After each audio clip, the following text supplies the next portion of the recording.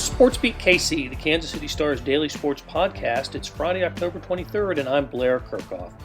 It's Chiefs-Broncos week, and today you'll hear from two of the more intriguing figures in the game, Chiefs' new running back Le'Veon Bell and Broncos quarterback Drew Lock, the former Lee Summit High and Mizzou star. But first, a conversation about both of those players and their stories with star columnist Vahe Gregorian and beat writer Sam McDowell. We talk about Bell and Lock and what might happen on Sunday, so let's get to it. Here are Vahe and Sam with Le'Veon Bell to follow, and then after a break, Drew Lock. Sam McDowell and Vahe Gregorian are here. Hey guys, what's up? Hi Blair. Thanks for the morning magic. Yes, great to catch up with you guys. It just seems like yesterday we were talking Chiefs and and here we are. But the reason I want to talk to you all is on today's show we are going to hear from Drew Lock and Le'Veon Bell, who I think are two of the more intriguing figures in Sunday's Chiefs-Broncos game. And we heard from Lock and Bell this week at their media sessions. And both of you guys were on the Drew Lock call, and I went over that this morning. I thought it was really interesting. The Drew Lock press conference lasted 13 minutes, and there were 11 questions asked, and 9 of those questions were about the Chiefs or him being from Kansas City, and both from you guys and from Denver media. So this. I'm intrigued by Drew Lock and him, him being in the role that he is in. And Vahe, you wrote about it. I think the column is in today's paper. It's been online for a day or so. It seems like Drew Lock he's rolling with it pretty well, being the sort of the bad guy in the role that he's in. Yeah, I think he is, Blair. And the thing that's kind of cool, and I you guys know him too. Sam knows him going farther back than any of us, but Drew has a certain charm, and part of his charm is his candor. Like he's willing to kind of engage the stuff that sometimes people in his position won't do. So he's sort of done that all along. It's sometimes more than others, but here he is kind of embracing the idea of being the so-called Darth Vader of the situation now when it comes to Chiefs fans. And he obviously grew up here and went to the University of Missouri, spent most of his life here. And as you've noted in one of our recent podcasts, Blair, I mean, for people of a certain age and generation, the Broncos really are the Chiefs Broncos stands alone in some ways as the rivalry, as opposed to what we grew up with, more with Raiders Chiefs. And so here's Drew just walking right into the fray, set up nicely by Sam McDowell's first question to him, which just kind of came with that Drew Lock grin, and then he went right into it, didn't he, Sam? Yeah, I think I sort of took it as he gave us permission to do this story every year because I thought maybe because he got asked so much about it last year, and appropriately so. And we wrote about it, and I just asked him, how long is this going to be part of this game for you? The fact that you're from Kansas City. And he said, what was it, Vi, that he couldn't just erase the first 20, 21 years of his life. It's always going to be part. Yeah. It's always going to be part of him. And I do think, to your point, a lot of people would say it's just another football game because that's the way they're told to approach it. And he said, I'm not going to play any differently. But, yeah, it's not just another football game. It's the team that he grew up rooting for. Yeah, and what was interesting too, Sam, I like your point about him giving us permission. He actually kind of gave us permission before he was even really asked about it, because he was asked really about the measuring stick of this game for the Broncos. And he was talking about how it's big in Broncos country. And then he just on his own said, and if I can't remember the term he used, but it's kind of big in my heart too, was roughly the point. And it was like, okay, well, great. Can't wait to ask you more about that.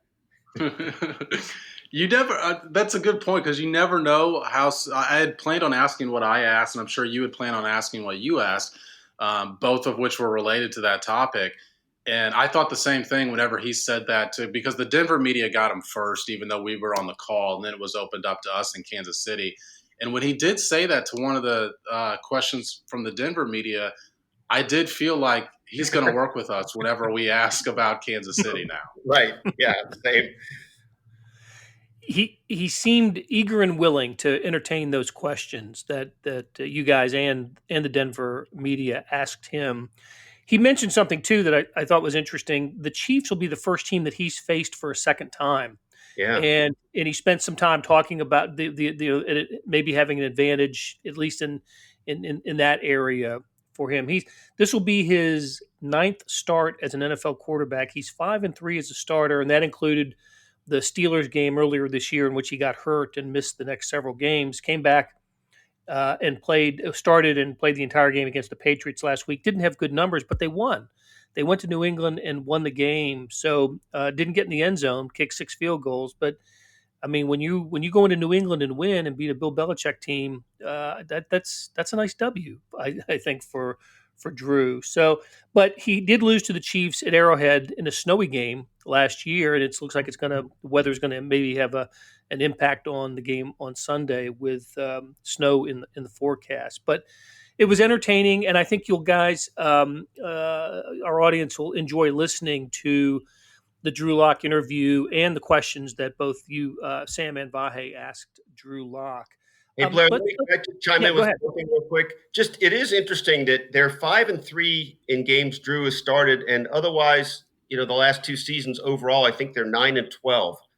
So they've had a little something different going with him. On the other hand, he hasn't been great. He's had a couple of really good games, but he's had a couple games that have been not great numbers. He was only 10-24 last week, threw a couple interceptions, had a couple touchdown passes dropped or likely touchdown passes dropped. So he's still very much getting his footing. But I think he gives them some kind of vibe. I mean, I think he's got, Broncos players have talked about having sort of that it factor, and he can grow into his game, I think. So I think the future's bright for him, but I don't think it's assured either.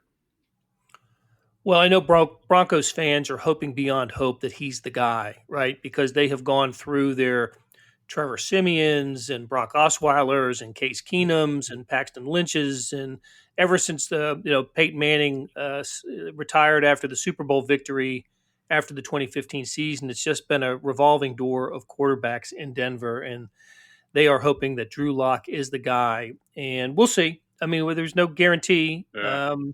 And he is in a tough division, right? With the Chiefs now, and going against Patrick Mahomes. He was asked specifically about that too, about going against Patrick Mahomes for the next however many years you're a Broncos quarterback. Let's switch gears because we're gonna start with Le'Veon Bell.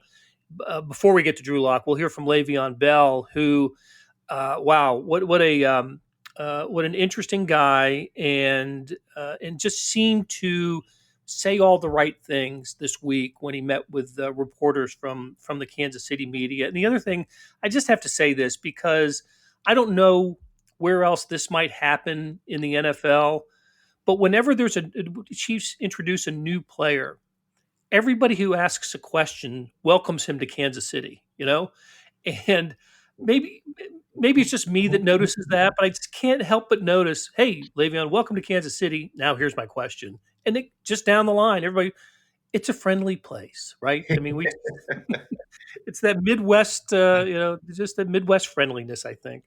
I do like that. And I feel like almost to a person, it's done in an appropriate way, right? Just a nice human, polite factor, not a fawning sort of thing, and I think that's kind of neat. I do too. I do. I think it's genuine. So I guess the only thing that we want to know about Le'Veon Bell, we know what happened in New York, and he was obviously a terrific talent with the Steelers. What's going to happen on Sunday? I saw this morning on one of the sports talk shows. Over/under on Le'Veon Bell was 10 touches. What do we think? Do we think Le'Veon Bell gets at least 10 touches in Sunday's game? What do you think, Sam? I think for that number, I'd probably take the under. I think he's still learning the playbook, and we've all heard about there being a difficult playbook. Except, I guess, the one guy that didn't say this was a difficult playbook is in the offseason, Clyde Edwards-Helaire called it easy to learn. That's right. I remember that. So yeah. maybe the running backs don't have it so difficult. I don't know. For a rookie to say that, it kind of took us all by surprise. But I think Le'Veon Bell does get to that role. I'm just not sure he gets to it so quickly on Sunday. He's only been practicing just this week. He couldn't practice last week because he had to go through the COVID protocols. So I think Wednesday was the first time that the Chiefs coaches were even seeing him full speed. And there's definitely questions about what Le'Veon Bell has left. There's no question about this guy's resume. But based on what he did for his 17 starts in New York, you have to wonder what he's got left. And the Chiefs coaches have only been able to see that for basically the full practices are on Thursday or Wednesday and Thursday.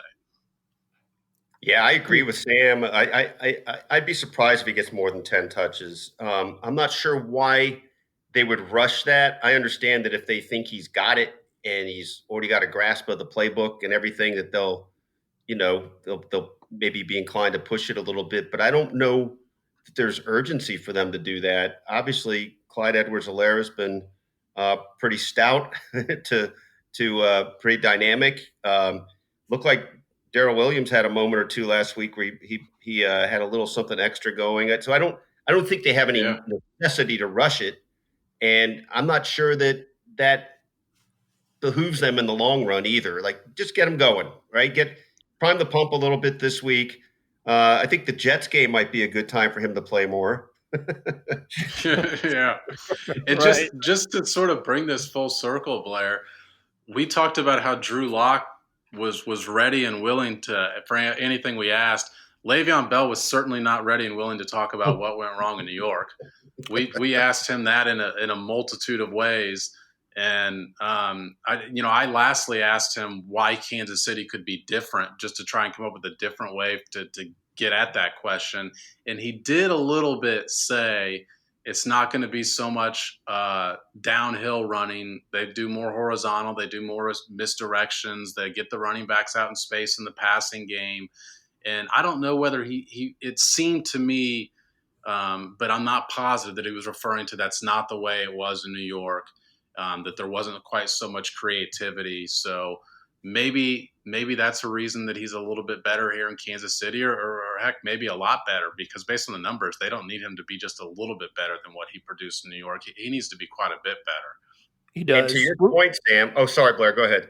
No, I was going to say we'll see if the weather has anything to do with how the Chiefs approach the game. Although, look, so the inclination is to say, well, it's going to be cold, snowy. They'll run the ball more. Patrick Mahomes' first game, it was in Denver in bitter cold weather, and he flung it for 284 and was throwing it all over the place. So I don't know if the weather has a factor. The other thing I wanted to say quickly, and I didn't realize this until I looked up Le'Veon Bell's stats. 3 of his 5 years in Pittsburgh, he had at least 75 receptions. So that's a really high total for a running back, and I think ultimately that may be, my snapshots of Damian Williams are him as a receiver, not a running back, right? It's the touchdown reception in the Super Bowl, it's the touchdown catch he had to start the scoring in the Texans playoff game. I think that may be how we see Le'Veon Bell. This is a blocking back and then catching the ball out of the backfield. I like that point. I like that point a lot, Blair. And I think Sam McDowell or Sam Mellinger, I can't remember who, but somebody made that remark a little bit the other day. And the more you think about it, if you're thinking about this guy's skill set and the wear and tear factor, maybe we can see this kind of getting funneled out that way a little more than maybe met the eye at first. Okay, well, that's enough of us talking about Le'Veon Bell. Let's hear from Le'Veon Bell, and then we'll take a break, and then we'll come back with Drew Lock. So, Sam McDowell, Vahe Gregorian, thanks, guys, and we will talk to you again on Sunday. Thanks, Blair. See you then. I'm ready. I'm ready when you're ready. Beautiful. We will get started with Herbie Teope. Go ahead, Herbie. Hey, Le'Veon, welcome to Kansas City. Two questions here for you. When you go back and look at the past 2 years, why do you think it didn't work out in New York? And then the second part to this question is, you obviously had a lot of choices during your brief free agency period. Why pick the Chiefs? Well, to answer your first question, I'm not. It's not too much I can say about as to why it didn't work in New York. It just didn't work out, and the fact that it kind of led me to the position I'm here today. And when I had the opportunity, once I was a free agent, talking to Coach Reed, just over in that course, it's like it was just kind of undeniable to try to come here, help this team, any ways that I can help them out. Being an opportunity to play with Coach Reed is just going to be magnificent for me. So play with these players around, Patty Mahomes. I never played with a players, MVP wise, so it's going to be fun. I think it's a lot of weapons. It's going to be fun for me. Let's go next to Adam Teicher. Go ahead, Adam. Hey, Le'Veon, welcome to Kansas City. A couple things. First of all, how do you feel like you fit into the Chiefs' offense here? And second of all, are you okay with a lesser role? You saw how Clyde played the other night and how he was on a roll. So you okay playing a lesser role than what you had in Pittsburgh or New York? Yeah, obviously when I decided to come here, I already knew, the weapons, and it's only one football to kind of go around. So, the time where I do get my opportunity, I think it's going to be a lot of opportunity to kind of show what I can do in some space, running routes. I think this offense is really fit for my, my skill set. I think Coach Reed does a good job of, getting backs the ball in space, and I'm glad I got this opportunity. Let's go next to Matt McMullen. Go ahead, Matt. Hey, Le'Veon. Welcome to Kansas City, man. When you were watching the game on Monday, what was going through your mind watching your new team for the first time? I was just like, this is unbelievable. When I was watching, just kind of like, as a defense, it's just so tough to stop because you got so many weapons and you kind of just got to pick your poison. So when you got, guys, at the coaching position and the O-line and, the quarterback position, they all making the right decisions and doing the right thing and everybody's on the same page. It's just really a tough offense to stop, So I'm going to try to come in and fit in where I can, and make some plays. Let's go next to Nate Taylor. Go ahead, Nate. Hey, Le'Veon, welcome, like everyone else said. Wanted to ask you just the reaction to the guys both in the locker room today for the first time and just what your phone showed you of your new teammates when it became clear that you had picked the Chiefs to sign with. Yeah. It's been a lot of excitement, from, the coaching staff to, the players, fans, they really embraced me being here and I loved it. I love everything about it. I really feel like, everybody welcomed me here with open arms. And this is really a relief, coming here. I don't really feel like pressured about anything. I just want to come here, be happy and play football, and people are allowing me to do that, so I feel like I'm in a great spot, great place, and I'm eager. I'm ready to roll. Let's go next to Breland Moore. Go ahead, Breland. Hi, Le'Veon. Welcome to Kansas City. First things first, kind of expound on Nate Taylor's previous question here. What kind of went into this before? I know Chris Jones, your friend, was advocating a little bit on social media before you announced you were signing. But did you hear from anybody else while you were still in that decision-making process? And also, you got to ask, have you had a chance to sample any Kansas City barbecue yet? Actually, the first day I got here, I actually did have barbecue. I had some wings, and they were unbelievable. That's the first thing. Secondly, during the process, Chris Jones was definitely like, I trained with Chris Jones over the, in the summer off season. It was just crazy. Like, when I was a free agent, 2 years ago, he was kind of advocating me to come here. It didn't happen. So when it came out the second time, he was kind of making jokes like, hey, don't make a mistake again. You might as well come on.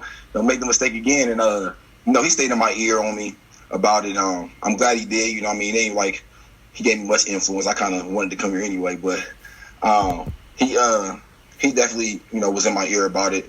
And I'm glad he was. Next to Pete Sweeney. Go ahead, Pete.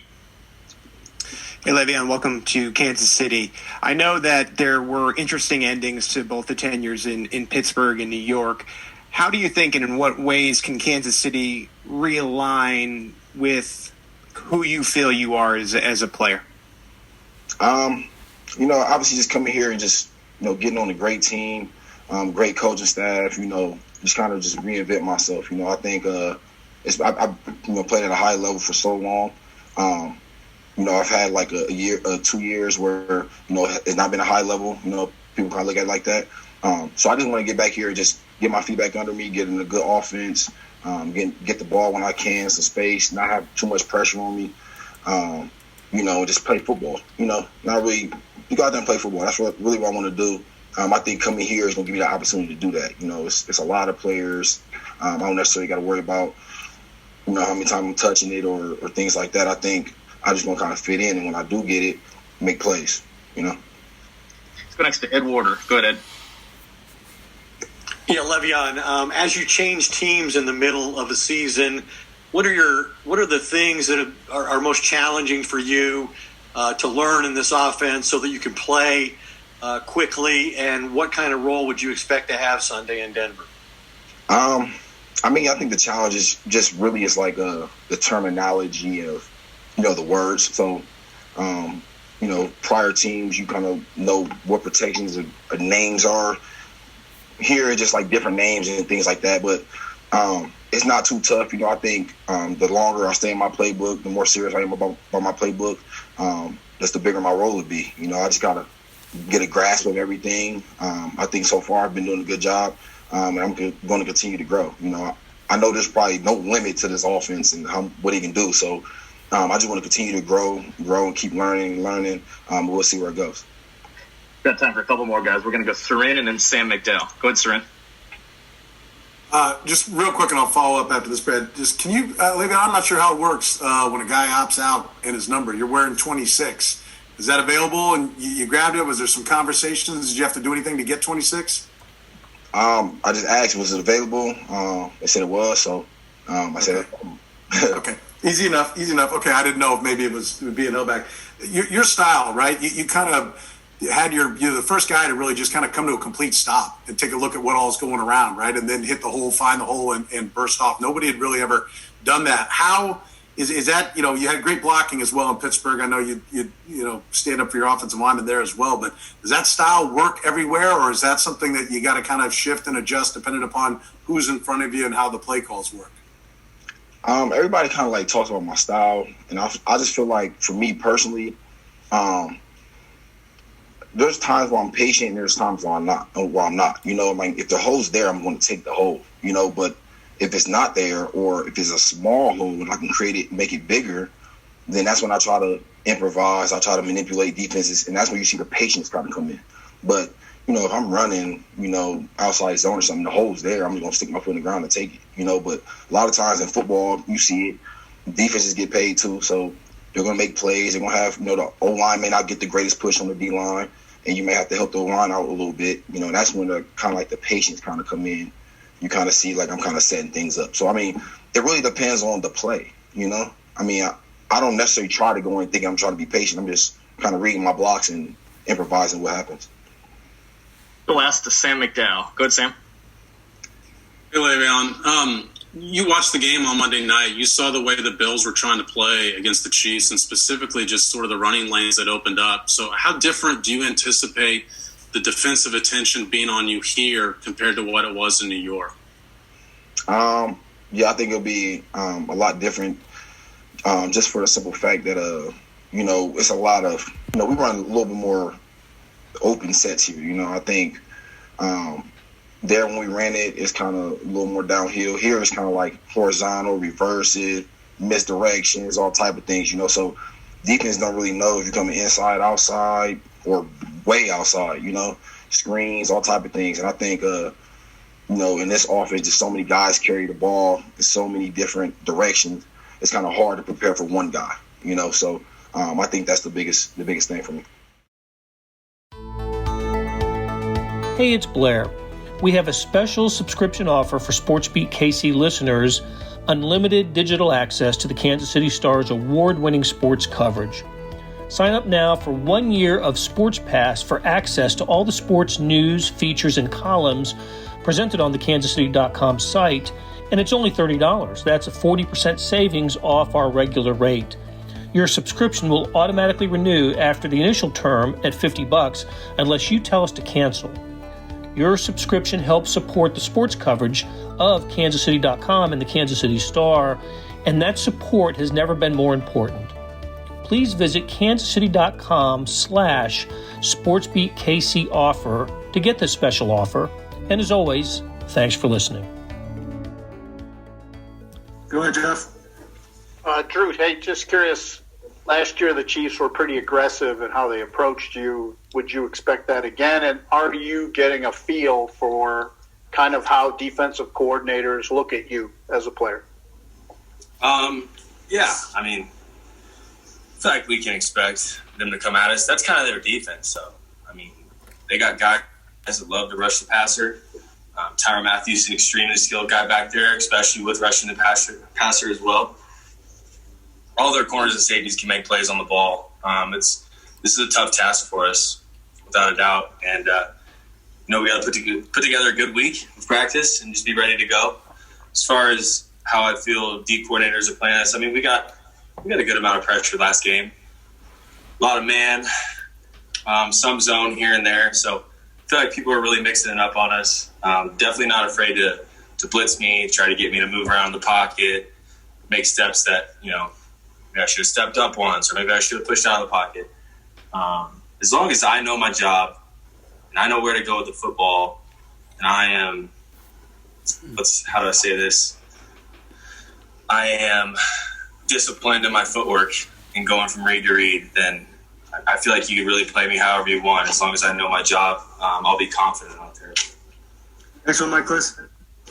Drew, we might ask this twice a year for the next 10 to 15 years, but with Patrick Mahomes on the other side, do you feel pressure? You're going to have to put it up and put up the points?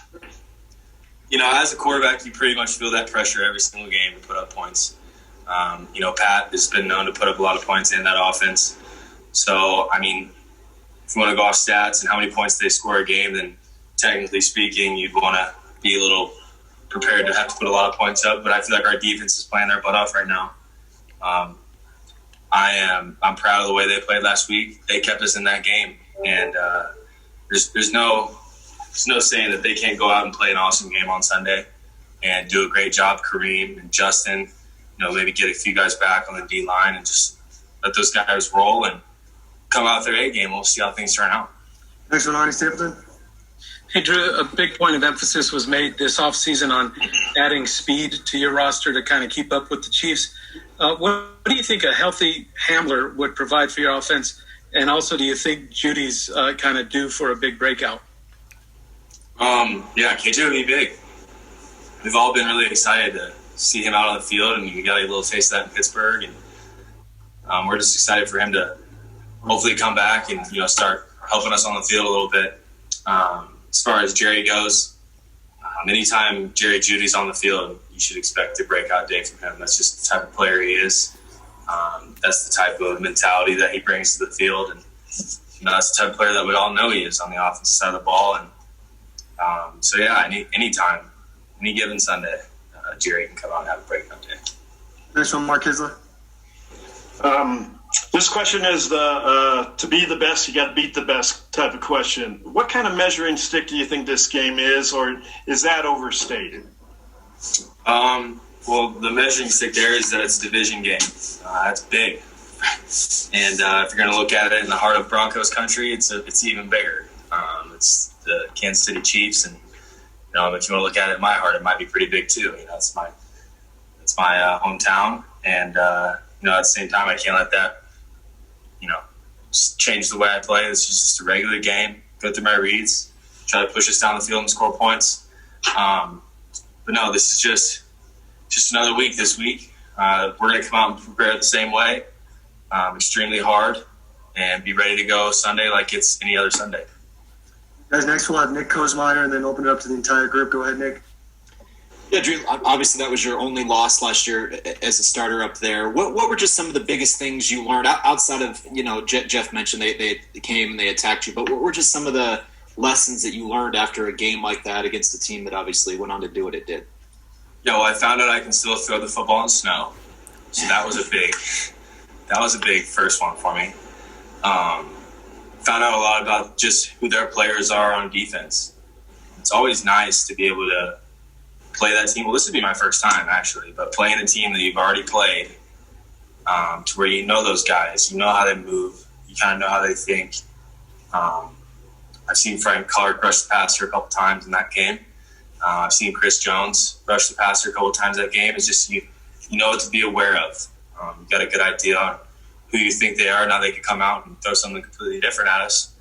But it's comfortable feeling to know that you've played this team before and you know what to kind of expect. Next one, Ed Warder, ESPN. Yeah, Drew, obviously John Elway had a lot of faith in you as the quarterback, even though you hadn't played a lot going into the season, made a big commitment to, bolstering the offensive weaponry around you. How much do you benefit from his presence in terms of interacting with him on a somewhat regular basis? Yeah, it's been huge for me. I think it's been one of my favorite parts is being able to come in after games and talk to him, kind of hear what he had to say, what he felt I could have done better, what he thought I did good, and stuff to look forward to and do better going into the next week.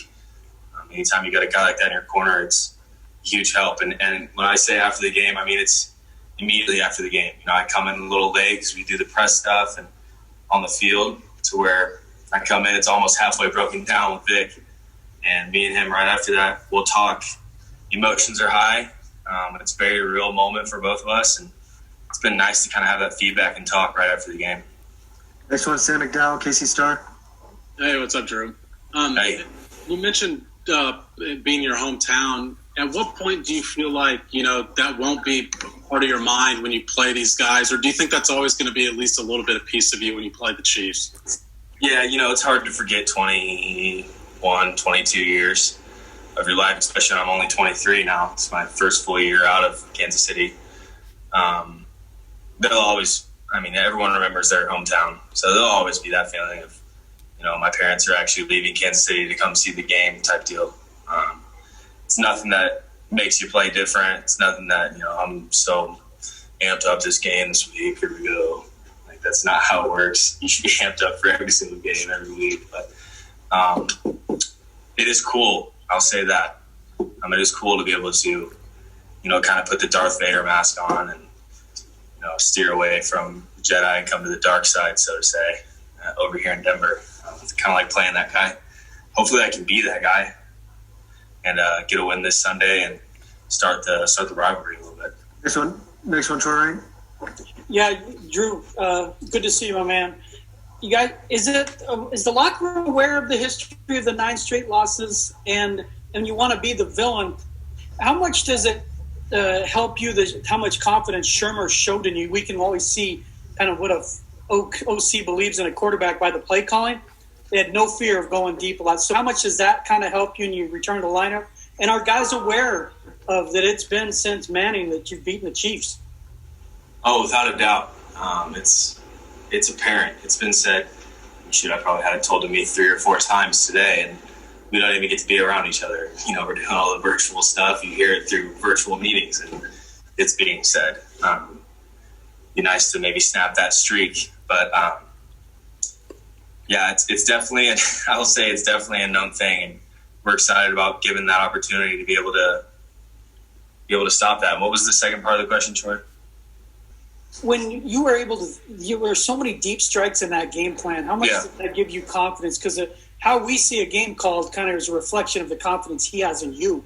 Does that? Yeah, it's been nice. Like I said, I think after the game, a lot of coaches, ask you how you want to get back in this game. I've been out for a little bit and dialed up a 9-ball outside, a little alert outside, and that was it. That was gonna be the first ball I threw, and that in itself really speaks to me about how much Coach Shermer knows who I am as a player. A little check down is not going to make me feel warmed up and ready to go, but rearing one back and letting it fly kind of lets me feel kind of in the game a little bit. Guys, time for two more. Next one by Hey Gregorian, KC Star. Hey, Drew. Good to see you. Yeah, along the lines of what Sam McDowell was asking you, what do you think you got out of that game last year? I know you're saying now that you won't play differently, but I'm sure there was a little hurdle there. And then I have one follow-up after that, if you don't mind. Yeah, that's fine. It's definitely nice to have the first one out of the way, especially in Kansas City. I can go back there for the second game, and we've already done it. We've already felt it. So I wouldn't say there was a hurdle with it, but there's definitely some extra thought about it. I mean, you're going home. Any guy that goes home is if Phil was playing for someone else and he came here to Denver, like, oh man, here's Denver, I'm back home. Like, everybody has that back home feeling. It doesn't change the way they play in a game, but everyone has that, and sometimes it's fun to have that. It's cool to come in and be like, wow, this is where I grew up, and I'm playing on the biggest stage that when I was a kid in 8th grade playing out in my middle school, I wanted to go play in the NFL one day, and now I'm doing it in my hometown, but I'm not on that team. And just along those lines too, you mentioned the Darth Vader thing. I'm curious if you can speak to why you enjoy that, and a little bit of how that's played out when you've been home. Have you had some episodes where you've had to been confronted or just sort of strutted your stuff? Yeah, well, of course you automatically become the bad guy if you're from Kansas City and you go play for Denver. It just amplifies it even more that I went to the University of Missouri. I'm born there. I went there, never even left. Devoted those 22 years, like I said, to that state and to that city. And then in an instant, it's gone. Like I changed sides there and come to the light over here. Come to the good old Denver side. It's fun. It's fun, especially just I've always been the good guy. Everyone back in Kansas City, that's you're a true son if you go to Missouri and be from Missouri, and that's just the vibe that I got everywhere. I was in Lee Summit. Everyone knew who we were as the Missouri kid, and now it's like, oh, he used to be that guy, but now he's a Denver Bronco. My family gets it. My cousins get it. It's one of those things. It's like, do I put my Bronco shirt on today to go walk around Kansas City? Without a doubt, I do. I'm going to put it on and be prideful for what it is. Final one, Eric. Drew, Andy Reid said today that you played big. What does it mean to hear him compliment you like that? And then do you agree with that notion that you tend to maybe play bigger than you practice or kind of turn it on in those big moments? Yeah. Any compliment from Andy Reid is one that you can take to the grave and be proud of. That's for sure. My dad has always spoke highly of him from back in his days of playing. He's well respected in Kansas City everywhere you go, and well respected in the NFL. He put together a great team last year that won the Super Bowl. So, like I said, any compliment from him is great. But I kind of, it takes a lot of focus in practice. The lights aren't on. You're not scoring touchdowns necessarily, but everything you do in practice will come into the light on Sunday. And I feel like we practice hard enough. We try to be disciplined enough in practice to where we can come out and try to make those big plays. We've seen the looks. We know our plays. We know our scripts. We know everything to be able to go out there and play big, take the shots when they're there. Because we're confident in the plays that we're getting called, and we're confident in the guys around us to be able to go out there and try to make those big plays. That'll do it for today and this week on SportsBeat KC. Thanks to our production staff of Derek Donovan, Randy Mason, Beth Welsh, Jeff Rosen, Chris Fickett, and Savannah Smith. Hey, we've got another deal for you, especially for those who want a deep dive into the Stars' terrific Chiefs coverage.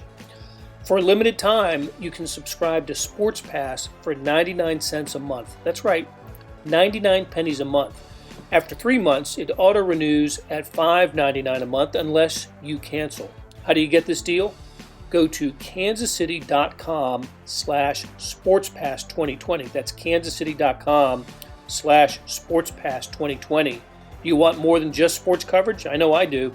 Check out the entire Kansas City Star product. Sports news, features, commentary, and analysis, the whole thing.